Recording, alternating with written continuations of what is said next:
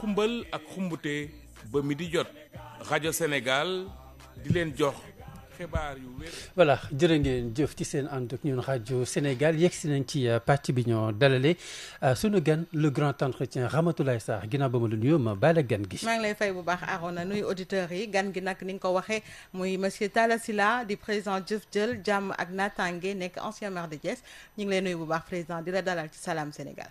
maa ngi leen di nuyu yéen ñii ma jàkkaar lool waaye maa ngi nuyu waa RTS yëpp. di ci jaar di nuyu sama doomu ndey le DG Pape Alé Niang di nuyu waa Sénégal yëpp di ñaan suñu borom may ñu kàttanu def li ngeen di xaar ci ñun.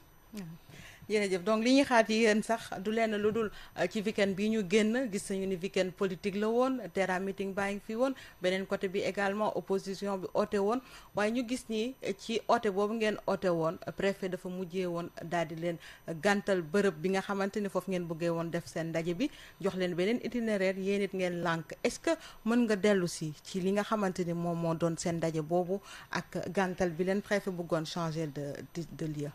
waaw ma bëgg a wax d'abord ne ci choix wu bis bi. le 8. waaw wéeruwul ci ne Ousmane Sonko dafa wootee le 8. ñu woote le 8. d'accord. ndax bu ngeen fàttalikoo ñi ànd ak Lat Diop. dañoo amoon yéene organiser woon benn manifestation ci le 15 bële passé mu am ñeneen ñu déposé woon le même jour amoon ci objectif wu préfet dàq ñaar yëpp. d'accord. ñoom ñoo njëkk a tànn le 8. ok. alors li nga xam ne moom la ñu bëggoon def le 8 du yëfu parti politique. lan la woon. li ñu tuddee woon ñaxtu national c'était une occasion pour inviter les citoyens yi am lu leen neexul. ñu mën a ñëw de manière pacifique ñu exprimer ko. suñu réew mi dafa am ay situation yu daan xew avant boo gisee li ñu daan tuddee les violences. yi daan am ci terrain bi mooy jamono yi média amul. yoo xam ne en tout cas nit ñi amoon nañ ci accès. lii ñëpp daan revendiquer avant c'était l'égal accès aux médias d'État. te jamono yooya amuñu woon fu nit ñi waxee. téléphones yi amul woon réseaux sociaux yi amul woon internet ci boppam amul woon. booba lépp dañ ko daan exprimer ci mbedd mi d'une manière violente. mais seetlu nga ni depuis que nit ñi am bunt bu ñu mën a génnee li ne ci ñoom loolu bu xasee génn lépp dal nit ñi dañuy soxla exutoire. alors donc nit ñi am na ñoo xam ne am na lu leen neex. ci ni réew mi di doxee ñooñu bu Ousmane Sonko wootee mën nañ ko wuy ji parce que am nañ ci droit. keneen koo xam ne jóg jaralu la ko mën ngaa toog sa kër parce que am nga ci droit. mais ki nga xam ne am na loo xam ne neexu ko ñu woo ko pour mu ñëw bi ñu defee loolu. déposer ko dans les délais. ñu ne dañ koy dindi ci place boobu la veille. la veille à 24 heures kon la. à 24 heures lañ ñu wax loolu. te kenn notifié guñu ko woon dañ ko wax. d'abord pour wax ne. ndax foofa ñoom Sonko dañ fa war a jaar. te ñoom Sonko demandé wuñu woon caravane. demandé wuñu woon marche. dañu demandé woon un meeting. boo xam ne soo xoolee autorisation bi ci le 8 la tàmbalee 16h yem 21h. mais xam nga ni pendant quasiment une semaine ay nit a nga fa ñenn ñi di toppatoo logistique bi di installer mais ñeneen ñi di manifester te benn coow jibul. kenn tooñu leen fa kenn fekku leen fa kenn jéemu ci dara. parce que nit ñi newuñu ci yooyu. kon su fekkee ne lu mel noonu dañu ko def à la veille. alors que am na des gens qui sont censés puisque ñaxtu national la. venir d'ailleurs buñ ne dañ koy délocaliser ñu xam ne c'est du sabotage administratif loolu moo waral ñu ne ñoo lànk. alors les forces qui ont été mobilisées. pour tee ñoo def loolu lu ko gën a néew bu ñu ko diviser woon par 4 doy na pour encadrer la manifestation. mais est-ce que du préfet da doon ragal nga xamante ni mu am laalante looloo da doon ragal parce que yaa ngi koy wax déjà wala suñu gan yi ñu fi amoon sax ci samedi bi nee nañu côté boobu da ngay gis yenn caravane yi nga xamante ni ñu ngi doon mobiliser wu doon dem fële côté stade Léopold Sédar Senghor est-ce que du accrochage boobu la doon bañ wala la doon ragal moo tax mu bëggoon leen toxal. mais xam nga kenn ku ci nekk comme da nga wootee lu rëy. quel que soit point boo koy defee. dina am nit ñuy jóge ca boor boobu di jëm ca bële. xam nga responsabilité yu ñu yore état mooy justement jël matukaay yooyu dañuy def fii campagne électorale il y a eu en 2017 47 listes yoo xamante ni ñi ngi nekkoon en compétition ku nekk di def meeting et partout au Sénégal et en même temps te dégguloo ñu ne la ay reyante am na ci dëkk bi puisque ñiy woote yi ay nit yu responsable lañ alors nekkuñu ci situation boo xam ne dañu soxla di gaañanteeg di defante yu rafetul mais boo seetloo saa yu ñu bàyyee manifestation mu am puisque du autorisation en fait les manifestations ne sont pas autorisées elles peuvent être interdites nous sommes sous le régime de la déclaration nga xam ne bu fekkee da nga am liberté yow bëgg a doxal li ñuy lay laaj su fekkee ne dafa war a jëm ci place publique mooy nga ñëw yëglu ñu wax la ci délai yi nga ko war a defee anam yi nga ko war a defee soo ko defee ba noppi lii wàll ñoom dañoo am wàll ñi nga xam ne ñoo yore l'administration territoriale puisque ñoom ñooy sant way takk der yi ñoom seen responsabilité mooy jël seen matukaay ngir loola mën a am ci jàmm te man je suis convaincu que ni ñu mën a bàyyee terrain meeting muy am ci zone boo xam ne soriwul Yoff ci jour boo xam ne mi ngi am ziar général te coow jibul mais noonu la ñu war a mën a jógee def loolu te coow du jib la preuve c'est que même Ousmane Sonko n'est pas passé par là-bas finalement ci autoroute bi la jaar te loolu lu mënoon nekk la je pense que li ñu war a jàngatee ci côté boobu ci mbir mi mooy et nous avions justement interpellé nos chefs religieux et interpellé le président de la République puisque li gën a mën a dalal yëf yi mooy que l'autorisation soit la règle que interdiction nekk exception FDR bi ñu bëggee def manifestation le 31 octobre mi ngi waroon déparé Jet d'eau jeexe terminus Liberté 5 au dernier moment également les gens avaient demandé que ñu changer point de départ bi mais on s'était exécuté déparé ko Score terminé ko Jet d'eau mais nag loolu warul doon loo xamante ni aussi dañ koy def yoonu tool loolu rek c'est ce que les gens ont voulu exprimer et il est essentiel de dénoncer loolu mais dénoncer également yi nga xam ne xew na fa ba mu am énormément d'arrestations même bu fekkee ne le même jour ci le soir ñëpp bàyyi na ñëpp mais dafa baax ñu wax ne réew république la république na moo tudd li ñëpp bokk mais bu dee li ñëpp bokk la dañuy fexe ba kenn ku ci nekk gis ci boppam. alors yéen lan ngeen di gis da ngeen di gis ni interdiction boobu ñu leen interdire dafa nekk loo xamante ne dafay gàkkal suñu wàllu démocratie ndax Sénégal ku wax Sénégal xam ni quand même bu ñuy xool ci pays Afrique yi am na benn dayoo ci doxalinam ci démocratie. waaw loolu moo tax ñu dénoncer ko parce que daf koy gàkkal. c'est-à-dire que suñu der xam nga réputation mooy der. suñu der daf koy xajamal te loolu la ñu bëggul. xam nga ñëpp xam nañu ne Sénégal fii réussir nañ fi yu extraordinaire yoo xam ne àdduna yëpp dañu ko nawee kon lépp loo xamante ni mën na ñu delloo ginnaaw ci wàllu woowu dafa jaadu ñi ne ci pouvoir bi comme ñi nga xam ne nekk nañ ci opposition comme ñi ne ci société civile comme ñiy tas xibaar ak ñeneen ñëpp dafa jaadu kenn ku ca nekk seet la cay wàllam ngir taar boobu dara du ko yàq loolu mooy suñu mbir parce que démocratie du rek wàllu élection du rek wàllu voté wàllu élection nit ñi gis nañ ne def nañu ñaar yu mujj yi ba mu jeex benn coow jibul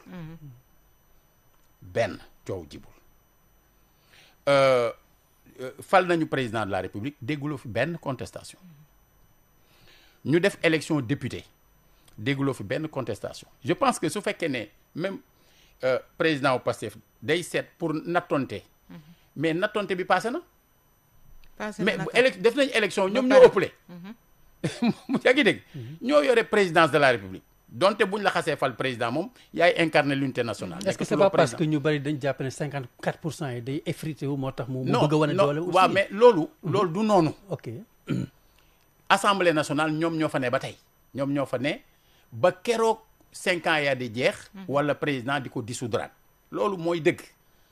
alors kon natt bi pour lan la parce que natt bi ak pour kan la parce que bu fekkee ne natt bi xanaa il cherche pas à démontrer qu'il est plus populaire que le peuple xam nga on peut pas imaginer quelqu'un qui cherche à être plus populaire que son peuple si c'est pour l'opposition la question était déjà réglée ba beneen élection ñoom ñooy majorité ba beneen élection. mais est-ce que natt la est-ce que tamit parce que njiitu parti la soxla na di waxtaan aussi ak ay militants wam mu woo leen ci ndaje boobu pour waxtaan ci yenn yoo xamante ni aussi waxoon na ko muy doxalinu parti bi wax également doxalin ci état. man njiitu parti la mais bi ma bëggee waxtaan ak ñi ma bokkal parti damaa woote congrès les 27 et 28 septembre. parce que foofu la mooy waxtaanukaay. parti politique. da ngay woote ci instance yi nga xamante ne ñoo nekk ci say texte nga woote congrès nga woote conseil national am na ñoo xam ne conférence nationale la tudd ci ñoom nga woote comité central woote bureau politique woote jataay yoo xam ne da nga ci mën a jokkoo ak say militant loolu mooy waxtaanu militant. xam nga tey ki nga xam ne dañ ko dénk nuróowul ak ki ñu dénkul. ñoom dañoo woote jubal jubbanti bon du ma dugg ci jub bi parce que jub daf lu intérieur la mais jubal bi mooy suñu affaire. mooy jox nañ la suñu oto ñu nekk ci biir oto bi ngay dawal. ñu ni fële lañ jëm jubalal ci yoon bi jëm foofu. mais jubbanti bi ñun ñoo ko yor. yéen opposition ñi nekk ci non pas seulement opposition mais ñun ci lañ bokk. ñi ko yor société civile ci la bokk. journalistes yi ci lañ bokk. mais ñi yore yoon tamit ci lañ bokk. mooy bu fekkee ne gis nañ nga ne jëloo yoon wi yaa ngi wàcc yoon wi jël ñal wi ñal mooy sànce.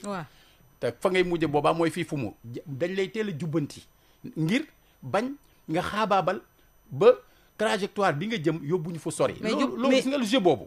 suñ koy respecté. oui allez mais jubbanti bi ñoom c'est par rapport ak régime bi ñu fi fekkoon nga xamante ni réew mi tamit am na nu mu nërmeelu woon. ñoom ñu ñëw pour jubbanti yu non loolu du jubbanti bi xam nga loolu du jubbanti. xam nga jubbanti bi il faut mu leer ne. du pour ñi fi newoon. ki ñuy jubbanti mooy ki nekk dans l'action ñoom ñeneen ñi fa jiitu woon. reddition des comptes. yaa ngi dégg. wax nañ ko pas règlement de compte reddition des comptes lu normal la. man lu ma gëm la. bi ma nekkee maire de Thiès pendant les 7 ans 7 mois. dama doon def chaque 6 mois sans ñu kenn imposer ma ko. mais sama jàngat. ci texte yi loolu la ma jàpp ne daf ma ko imposer man sama jàngat ci texte yi dama jàpp ne noonu la war a demee 6 mois bu jot ma woote audience publique. rendre compte du ma xaar. yaa ngi dégg. xaaruma kenn damay koy def te ku mu neex nga ñëw et puis c'est toujours présidé par une personnalité extérieure à la mairie bu njëkk ba Fadel Barro ko jiite woon ay waa forum civil jiite nañ ko ay ñeneen ñoo xamante ne xamuñu sax ñiy laaj parole bu ko defee nga xam ne ku aj du bëggu teen xam nga comme ajuma du ma ragal ku teen loolu par exemple reddition des comptes lu ñu gëm la loolu du jubbanti xam nga jubbanti tekkiwul jubbanti xam nga loolu bu fekkee ne da ngaa dénk nit nga jàpp ne am na lu dul noonu yoon day def liggéeyam et d'ailleurs ci cadre boobu j'ai toujours invité à éviter téye nit dugal ko en détention préventive mu mel ne une sanction ba pare ngay gëstu mais lan moo téye nit mu gëstu am nañu ay instruments yu ñu am yu mën a gëstu yu am xarañ am nañu ay corps de contrôle am nañu une justice boo xam ne am na nit ñu fa nekk ñoo xam ne loo leen dénk mën nañ caa gëstu ba mu leer yow balaa ngay tëj nga bàyyi ba am lu leer moo gën nga jël nit dugal ko tey Rebeuss man je connais bien Rebeuss tëj nañ ma fa ay yooni yoon mais am na ci ay néeg yoo xam ne nit ñi nañ fa nekkee nga dugal fa koo xam ne il est censé être innocent il est présumé innocent ba moment boobu ñu nga jël ko dugal ko ci loo xam ne sanction la ñu dem ba ab diir ñu ni non lieu ñu bàyyi ko mu dem loolu laay wax ne àdduna dañ koy defar te dañ koy rafetal. mais loolu moo waraloon ñu amoon fi assise yi nga ci wàllu justice pour jooyante yu ni mel ndax ci ndaje boobu yónnee nañ ko président wax nañ ko président de la république am na doxalin yoo xamante ni war nañ ko mën a tey jii xool nuñ ko defee ba mu gën a ñoŋ. ci détention préventive yooyu. bokk na ci bañ ko waxtaanee ba léegi anamu. léegi xam nga nit ñi wax dem nañ ñu waxtaan. déggoo ci dara. wëlbatiku demaat dialogue national. man mi bokk naa ci ñi wax ñëpp wuy ji leen. man je ne me contente pas de dénoncer. su ma gisee lu ñu war a def damay wax nañ ko def non seulement dama jóg pour wax ne danaa dem wuy ji ci waxtaan wi. ñu nas seet nu ñuy tegee Sénégal ci yoon jël noonoo teg ko nele jiital intérêt Sénégal mais dama même xaatim lettre bind le président Macky Sall ne ko waxal sa waa kër ñu dem teew ndax yaa ko daan njëkk a woote. te nit ñi dañ daan teew te bu nit masaa bañ a teew da nga naan wax ne fii la ñuy lijjantee mbir yi kon lu ma gëm la mais suñu waxtaanee ba déggoo ci dara te jëfewuñ ko ñi bañoon a dem dañuy wëlbatiku ne am nañ dëgg te fekk ne waxtaan ça doit être la règle ci par exemple dama lay jël rek ñetti point ci justice bi xam nga nit ñi déggoo nañ ci ne dañoo war def juge des libertés nit ñi déggoo nañ ci ne président dafa war a génn ci conseil supérieur de la magistrature nit ñi déggoo nañ ci ne dañoo war a mettre en place benn cour constitutionnelle alors loolu man depuis 2005 dans les propositions de réformes institutionnelles yi ma defoon ak waa Jëf Jël damay proposer même haute cour constitutionnelle laa ko tuddee woon puisque comme dafa doon bëri loo xamante ni dañ ko daan teg conseil constitutionnel wax ne dafa incompétent ñu waxoon par exemple que non seulement war nañu yokk ñi nga xam ne ñoom nombre bi fa ne di fa siéger waaye les institutions wala les structures chargées de désigner ña fay nekk ñu yokku leen le président garderait maanaam la signature de l'acte formel bi nga xam mooy nommé ñooñu mais dañuy diversifier ñi leen di tànn ñu dolli ci tamit ñu élargir les compétences de la haute cour constitutionnelle ou de la cour constitutionnelle à tous les actes du législateur faisant grief et à tous les conflits de nature constitutionnelle yi nga xam ne trouvé wuñu solution ailleurs xam nga kon yooyu waxtaan jur na ko te pourtant kenn jëfewu ko boobaak léegi loolu la ñuy wax ne dafa am solo que la vie de la République ñu koy dund ñëpp lan moo koy dundal le débat lan moo koy dundal ay xibaar yéen ñi seen liggéey muy liggéey bu noble parce que le citoyen qui vote ba fal nit quel que soit niveau bu ñu ko fal muy président wala muy député wala muy maire ak conseil municipal conseil départemental et cetera bu ko defee ba pare dénk ko sañ-sañam dafa am fu ñu ko wéer l'article 3 de la constitution la souveraineté appartient au peuple qui l'exerce par l'intermédiaire de ses représentants waaye loolu su amee lañ cay yokk mooy nit ki ñàkkul lim moom dafay am possibilité entre ñaari échéance di surveiller li mu dénkaane te loolu bu amul information ci liy dox du ko am. mais président keroog kii pour revenir ci seen marche bi ñaxtu national ngeen wax. ñaxtu national bi ndax dañu gis avant ñaxtu bi amoon na mobilisation boo xamante ne FDR njëkkoon na ko organiser. yàggul peut-être bu matee une semaine ci lay yem wala mu ëpp ko tuuti ngeen organiser waat leneen c'est comme si que yéen li ngeen njëkkoon def amoon na mobilisation nit yi génn si woon nañu wax ndax ku ci nekk xëy na gis na boppam ci wàllu ñi yokkum courant gi wala courant gu cher gee ko indi et ainsi de suite ngeen woote waat leneen.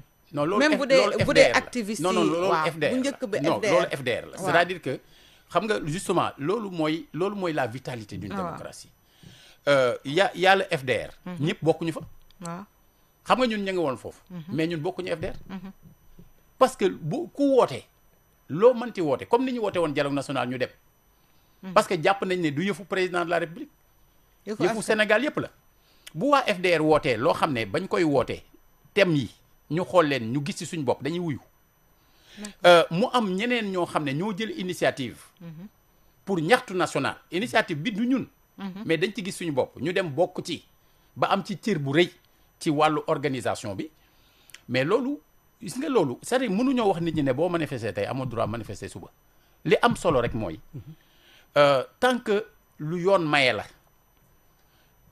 nañ ko encadrer mu tegu ci yoon dalay leer ne maanaam di ko encadrer dafa gën ci démocratie bi que bañ ko def. mais tamit ngeen tirer bilan ci li ngeen jotoon na def xool mobiliser nañu wala lii dox na lii doxul. projeté waat c'est vrai que kenn du mais nee naa la ñi organiser. waaw d'accord ñooy def loolu xam nga par exemple tey am na ñoo xam ne. comme par exemple bu fekkee ne initiative dafa jóge ci des activistes. ñi ñu tuddee des activistes. mais qui restent des Sénégalais. Je préfère souvent man parler soit de société civile parler de Sénégalais engagés ou concernés ou préoccupés par yenn yi nga xam ne yitte doomu aadama yi la. ñooñu suñu toogee jàpp ne ñoom war nañoo def dara. woote mais ce n'est pas parce que waa FDR organisé woon nañu. que duñu wuyu ci jataay boobu. loolu lay wax tey daal yéen ñëpp a booloo waaw c'est-à-dire que gis nga li gën a simple mooy bañ a régenter nit ñi.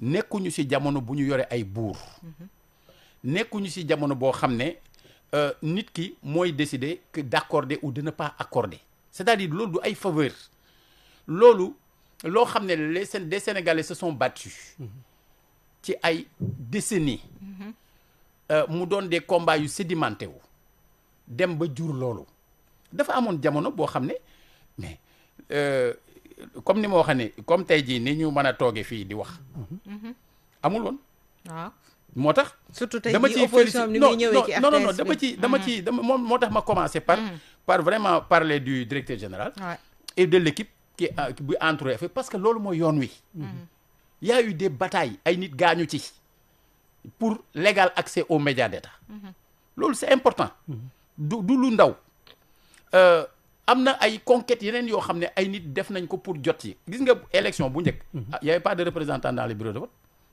de l'opposition amuloon ñi fa bañ demee ba kii sax ay observateur la ñu am observateur boo xam ne boo waxee président bi génne la am na est-ce que xam nga ni daa nañ fi voté fii Sénégal nga ñëw ci benn village benn kilifa jël urne bi teg ko ci kanamam nit ñi ñëw di voter isoloir amul woon des gens se sont battus pour mu am loolu mais président Talla Sylla dama bëggoon junñu ko sànq le débat national débat politique bi gis nañ ne vraiment mi ngi gën a enchérir daal ñu ngi koy yokk entre invective en tout cas xaxarante bu metti bi tey jii sama laaj mooy lan moo ci seen ko responsabilité politicien de tout bord ak tey jii lan moo vraiment mën a décrisper situation bi mooy premier ministre réglé xam nga dañuy wax nga da ngay yem ci kudd ñu roof la ci gaay moom premier ministre la réew mi dafa bëri ay jafe-jafe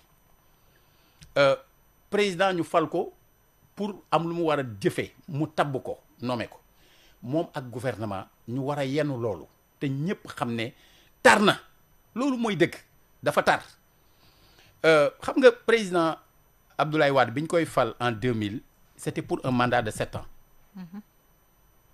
xam nga am na ci yu mu dugg au départ ay audit ak yooyu mais après daf ko teg ci suuf bi mu demee tuuti parce que daa bëgg a réaliser luy tax ñu tegaat ko fi président Macky Sall bi ñu koy fal en 2012 c'était pour un mandat de 7 ans mais malgré 7 ans yooyu mu amoon ba mu demee tuuti ci enrichissement illicite da ko teg ci suuf pour jublu ci loo xam mooy tax mu faluwaat 2019 mais ñii bi ñuy ñëw dama ci bëri ay nit bëri ci ay xarit ci départ bi laa leen wax ni vous n'avez pas 5 ans parce que vous avez le temps de l'apprentissage ndax Ablaye Wade da daan nekk ci nguuru Abdou Diouf am lu xam nu muy doxee ci biir vous savez que le président Macky Sall poste yëpp occupé na leen avant muy nekk président de la République donc il n'a pas besoin d'apprendre il a déjà appris léegi yéen am da nga ak nu mu manti demee xamu leen nu muy doxee man ci sama bopp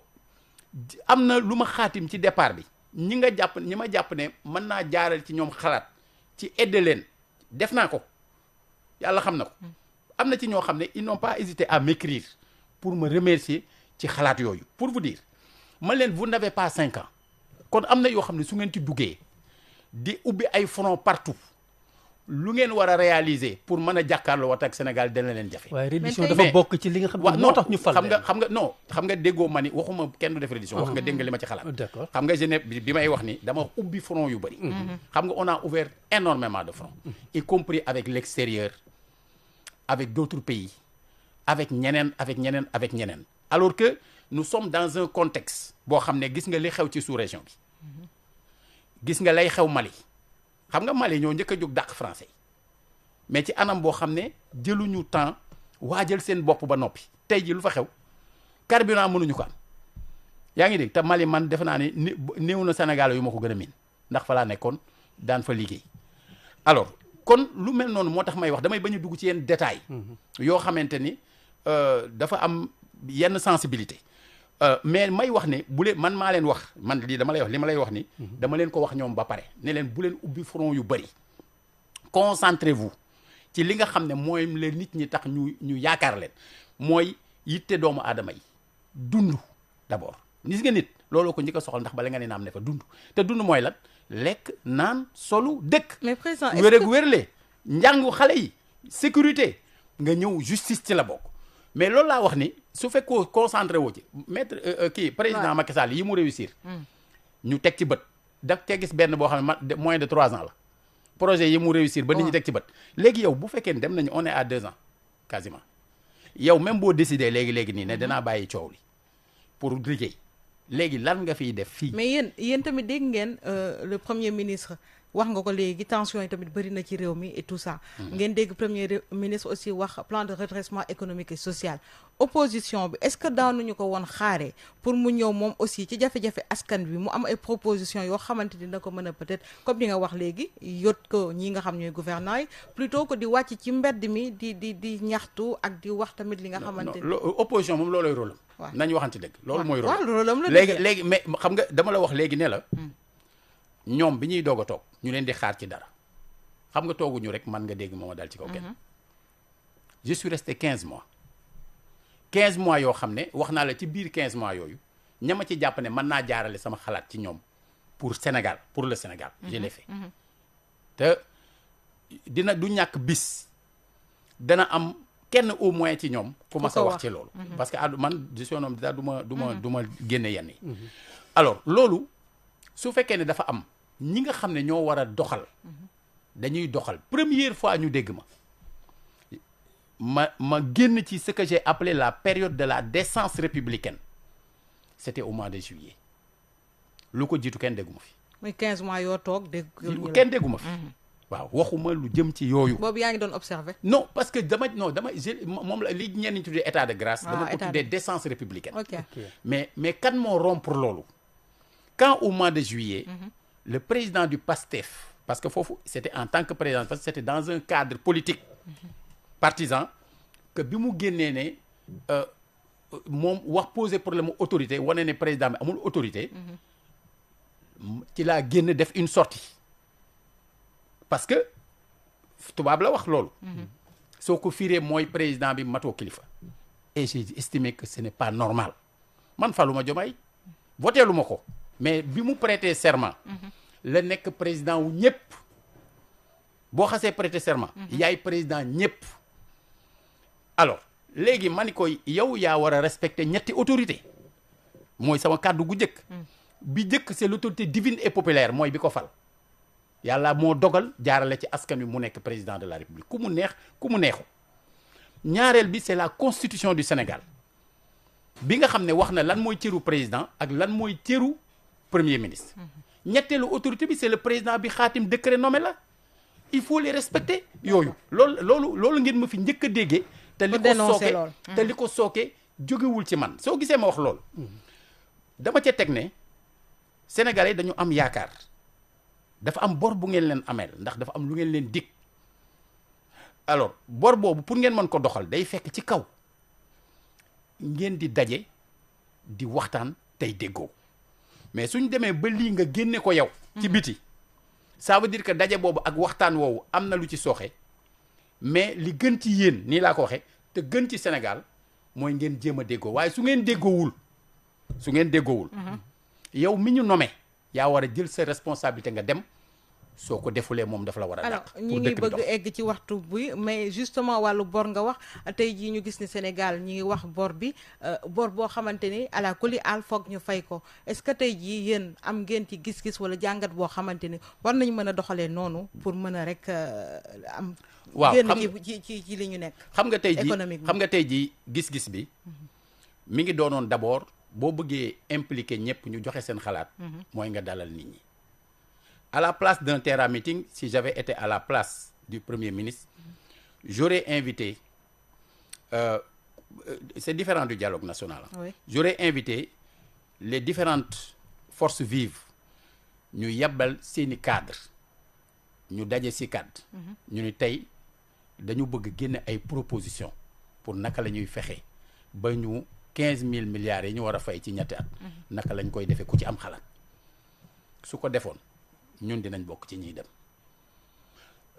mais du jóg dès le départ nga di da ngay menacer parce que loolu soo ko defee après da ngay rompre le dialogue c'est-à-dire da ngay rompre le dialogue parce que da ngay créer une situation boo xam ne kenn dootul yéeneeti jóg tey boo yoree sa kër nga am ay locataires ci biir kër gi bu ñuy compte calculer bor yi ci kër gi yow say bor boroom kër gi mais kenn mënul jël boru locataires yi ñu boole ko ci pourtant kër gi foofu la foofu kër gi boo ko dajalee bor yooyu yëpp ca la bokk. kon tey soo amee CDC nga am Petrosen nga am Senelec nga am structure yu mel noonu ñooñu am bor yoo xam ñoom ñoo koy fayal seen bopp même bu leen état bi garantiré nit ñi xam ne ñi tàmmuñu bu ñuy calculer boru Sénégal di am pourcentage boo xam dañuy fexe mu bañ a romb 70% du PIB. duñ ci dugal loolu kenn daawul def loolu yow soo décidé def ko mbir mi di dem ba yegg à un niveau bu jéggi dayoo tey ju ñuy wax 132% du PIB.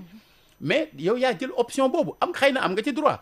mais li gën daal mooy fexe ba nga xam ne menace moom moo baaxul. D'accord, puisque nit am na sañ-sañ ne gëmuma ni dette cachée am na ci réew mi. Voilà, on va rebondir sur quelques points en français parce que là on a dépassé le temps. Par rapport justement à votre dernière intervention, vous disiez tantôt qu'à la place du Terra Meeting, vous aurez conseillé le leader de PASTEF peut-être d'inviter les différentes forces vives de la nation à une rencontre, un dialogue, on va appeler ça comme ça ou bien? Il aurait dû et il aurait pu nous inviter au CICAD. Alors, les partis politiques ont des cadres, les organisations de la société civile ont des cadres qui sont suffisamment outillés pour apporter leur contribution sur les débats qui agitent aujourd'hui le pays. D'être cachés ou d'être mal rangés, nous avons des positions et jusqu'ici, ceux qui ont soulevé ce débat n'ont pas posé sur la table des preuves tangibles qui peuvent convaincre les Sénégalais de l'existence d'une telle dette. Je persiste à dire qu'ils n'ont fait que rendre beaucoup plus difficile notre position aujourd'hui par rapport aux institutions financières internationales.